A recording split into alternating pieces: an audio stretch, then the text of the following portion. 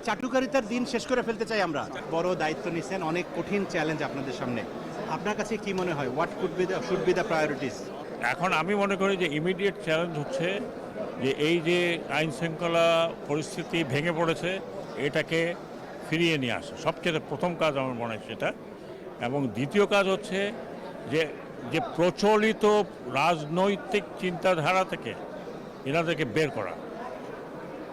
সরকার দায়িত্ব নেওয়ার আগেই রাজনৈতিক দলগুলো আমি জানি। কোনো দল নির্বাচনের দাবি করছে। এখন আপনারা কি নির্বাচনের প্রস্তুতি নেবেন সেটা তারা- নাকি প্রাতিষ্ঠানিক সংস্কারের দিকে যাবেন? ওনারা দাবি করতেই পারেন, তারা রাজনীতি করেন, তারা দাবি করবেনই, এতে কোনো সন্দেহ নেই। কিন্তু ওনাদেরকেও বুঝতে হবে যে ওনারা এই 15-20 বছর কিচ্ছু করতে পারেন নাই। কারা করেছে? ছোট ছোট বাচ্চারা করেছে, তারা ব্লাড দিয়েছে। ওনারা জেলে গেছেন ঠিকই, অত্যাচারিত হয়েছে, রক্ত এরা দিয়েছে রাস্তায় এবং সফলতা এনেছে। এবং সফলতা এনেছে। কাজে এটা ছিনতাই করার কোনো কারণ নেই।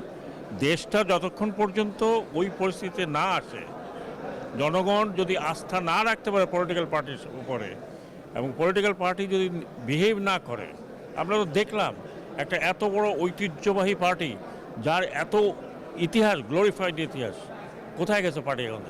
এখন কাউকে আমি খুঁজেও পাই না। আমি জিজ্ঞেস করলাম যে অমুক কোথায়, বলে জানি না কোথায় কোথায়, দে লস্ট। হয়তো আসবে, বাট এই দলকে তাদেরকে আবার রিভাইভ করতে হবে।